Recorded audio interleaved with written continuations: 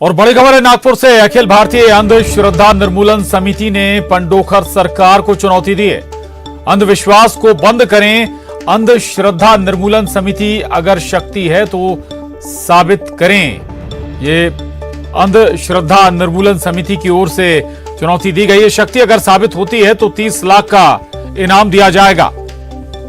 ये बड़ी खबर है नागपुर से। अखिल भारतीय अंधश्रद्धा निर्मूलन समिति ने अब पंडोखर सरकार को चुनौती दी है। इससे पहले उन्होंने बागेश्वर धाम के पंडित धीरेन्द्र कृष्ण शास्त्री को चुनौती दी थी।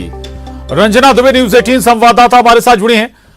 रंजना, पहले धीरेन्द्र कृष्ण शास्त्री को चुनौती और अब पंडोखर सरकार को चुनौती दे रहा है ये संगठन, क्या डिटेल है आपके पास?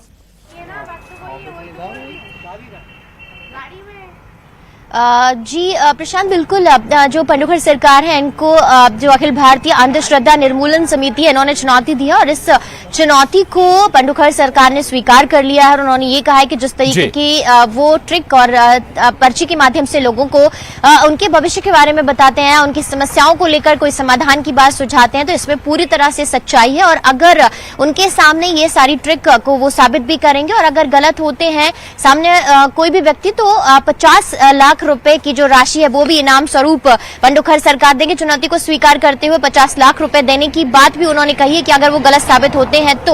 और इस चुनौती की अगर बात कर ली जाए तो जो अंध श्रद्धा निर्मूलन समिति है उनका यही कहना था कि जो बागेश्वर धाम सरकार है पंडित धीरेन्द्र कृष्ण शास्त्री, उन्होंने इस चुनौती को स्वीकार नहीं किया था। लेकिन यहाँ पर पंडोखर सरकार ने उनके सामने खुद ये बात कही है, खुद चुनौती स्वीकार करने की बात कही है और ये भी कहा है कि अगर वो गलत साबित होते हैं या कुछ भी चीज है तो 50 लाख रुपए भी दिए जाएंगे। यानी अब कुल मिलाकर चुनौती और उसको लेकर जो अपनी बात रखने का जो यहाँ पर माध्यम है वो भी लगातार देखने को मिल रहा है। और इस बात को लेकर पंडोखर सरकार ने एक और बात यहाँ पर कही है, जिस तरीके से अनूप जलोटा ने कहा हिंदू राष्ट्र को लेकर, लेकिन पंडोखर सरकार ने इस बात का विरोध किया है और उन्होंने कहा कि हिंदू राष्ट्र की स्थापना नहीं होनी चाहिए बल्कि राम राज्य की स्थापना होनी चाहिए, क्योंकि अगर हिंदू राष्ट्र की स्थापना होगी, इसकी मांग उठेगी तो जो हमारा देश है वो अलग अलग समुदाय, अलग अलग धर्मों की वजह से बांटा जाएगा और इसका फायदा उठाने की कोशिश की जाएगी। इसीलिए इसे राम राज्य बनाने की मांग उठाई जानी चाहिए ताकि सभी लोग एक साथ आगे बढ़े और एक ही साथ एक देश के विकास के लिए, राष्ट्र के विकास के लिए आगे बढ़े। प्रशांत, बिल्कुल दो बातें आपने कही। एक तो चुनौती, अंधश्रद्धा निर्मूलन समिति की चुनौती को स्वीकार भी किया, बल्कि हम ये कहें कि पंडोखर सरकार ने चुनौती दी है तो कहां इसका परीक्षण होगा। दूसरा ये भी बताइएगा कम शब्दों में रंजना की एक तरफ हिंदू राष्ट्र की मांग कर रहे हैं संत, दूसरी तरफ पंडोखर सरकार ने अलग लाइन ली है इस पर।